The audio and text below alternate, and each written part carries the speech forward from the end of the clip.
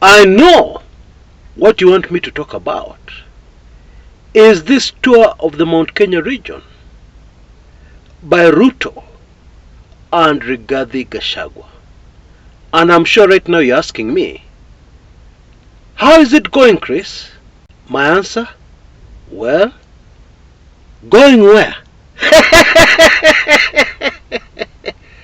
Well, that is factual. The truth is, it is difficult to see the point, impossible to see the point of insisting on a Mount Kenya tour that is very hard work for the Ruto administration. Imagine a situation where you're organizing a meeting and your biggest worry is being jeered, being booed by the crowd. You're not even thinking about your message and all those other many factors that have to go into a successful rally.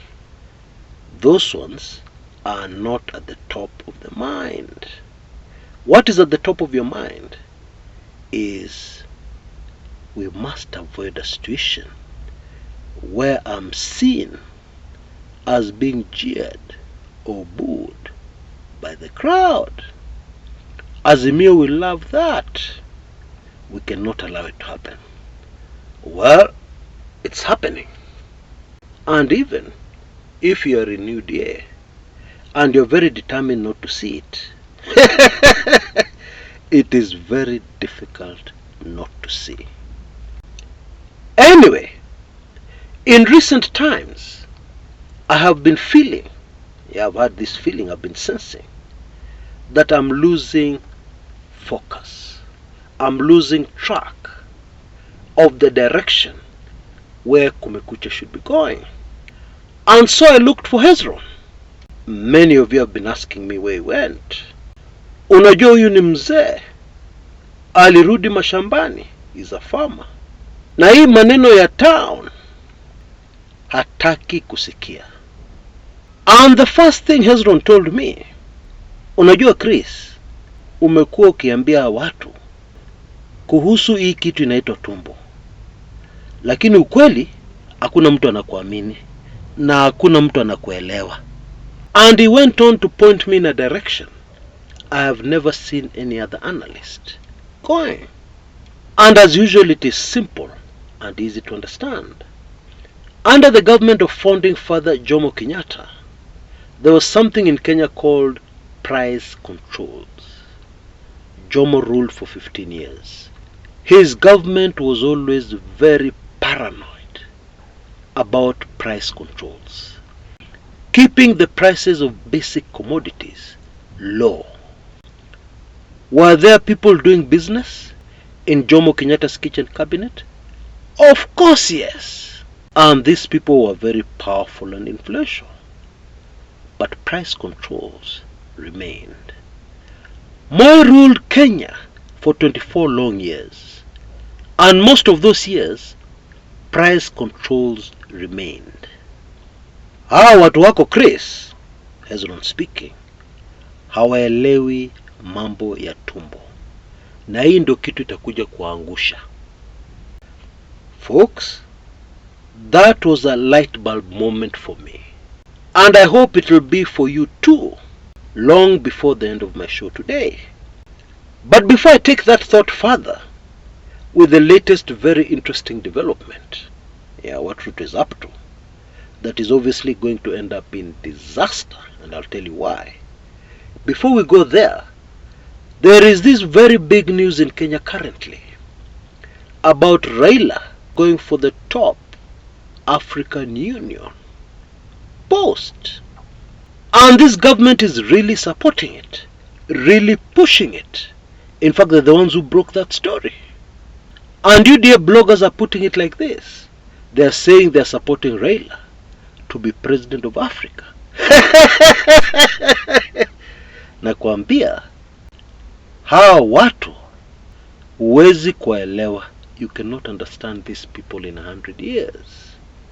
Because they take Kenyans to be fools. Wanatubeba wafala. Because who does not know that Raila is UDA's worst nightmare? Who doesn't know that? Who doesn't know that when all these top UDA people have a nightmare at night, they wake up sweating, very frightened, and the name on their lips is Raila? Who doesn't know that? And so, who cannot see through the ill-advised scheme of let's get Raila out of the way, ensure that he's very, very busy with the African Union manenos, and then maybe we can have some peace in Kenya. Maybe those Raila nightmares can stop. But I just want to ask two very simple questions, that will put this matter to rest. During the reign of former President Uhuru Muigai Kenyatta, Raila had a very senior post, head of infrastructure in Africa or something like that. But in the end, did it stop him from running for the presidency of the Republic of Kenya? The answer to that simple question is no, it did not. My second question, will you be able to get Raila out of the way? Are you very sure you'll achieve this? Because is Africa in Europe? Is Africa in Australia? Very, very far away, where you need a very long flight to get back home? Is it? Of course not. Kenya is bang in the center of Africa. And Nairobi, the capital of Kenya, is a hub from where you can get a lot of things done all over Africa without leaving Nairobi. I rest my case over that controversy because yesterday I received a text message from somebody who was very worried, and they said, Chris, if Raila accepts this AU post, we are finished. Well, that is not true. Now, many Kenyans are talking about the strengthening Kenya shilling, which over the last few days has strengthened tremendously against the US dollar and other major foreign currencies. And the UDA bloggers have started a hashtag on Twitter, sell your dollars. And they have even come up with photoshopped images of Kenyans allegedly lining up long lines to sell their US dollars. And now we're even receiving predictions from UDA chaps that the Kenya shilling is going to strengthen to historical highs against foreign currencies. My response to that is, go back to the schools and institutions you attended and ask for a full refund, if that is what you're saying. Na sio matusi, and one does not need to be an economist to understand that this first thing about strengthening the Kenyan shilling is as fake as they come. And let us reduce it to a few very simple questions. Why is the Kenya shilling strengthening against the dollar? Is it because the economy has taken off? Is it because Kenyans are now very productive in factories, in their businesses, etc., etc.? Or is it because of a certain windfall in a certain industry that exports goods, sells Kenyan goods in US dollars? Is it because of such a windfall? The answer to those questions is no. And so, why is the Kenya shilling suddenly strengthening? What has caused this to happen? Now, judging from the people who are very aggressively promoting this, it is clear that this is a government initiative. And so, the next question is, what has the government done? Bila kizungu mingi, in very simple language, what the government has done is to go back on its word, to go back on its policy of not propping up the Kenya shilling, of allowing the Kenya shilling to find its own level its own true value in the market, they have gone back on that word.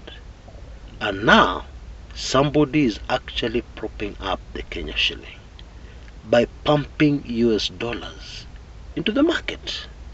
And the whole scheme here is to trigger those who are holding large amounts of dollars to also sell, which will cause the Kenya shilling to further strengthen. Those Kenyans and other people who are holding large sums of foreign currency have not been fooled. Okay? But let us humor the UDA fellows for a moment. Assuming it was you who had a large amount of dollars somewhere, and now you're being encouraged to sell, the next question is, you're going to sell those dollars and get Kenya shillings to do what? Simple question. Because as an investor, as a business person, you do things which make sense. The second you do something that does not make sense, you're going to lose money. And financial markets are brutal. They give you very little room for mistakes. Now, ordinarily, somebody would need Kenya shillings in order to invest in something in the country. Now, what can you invest in Kenya at the moment? There is such heavy taxation right across the board. There's other taxation and other levies which are loading, which will be in the market soon. So where do you invest this money that you've gotten from selling your US dollars? Now, from that very simple piece of information, you will realize that even if the Kenya shilling strengthens against the dollar to 120, even 115, most people with dollars will hold on to their dollars. You know, one of the biggest problems with this administration is that they always ignore human nature. They do textbook things given to them by big theory people like David D, while ignoring the most important factor in all these things: human nature. And so what is my prediction?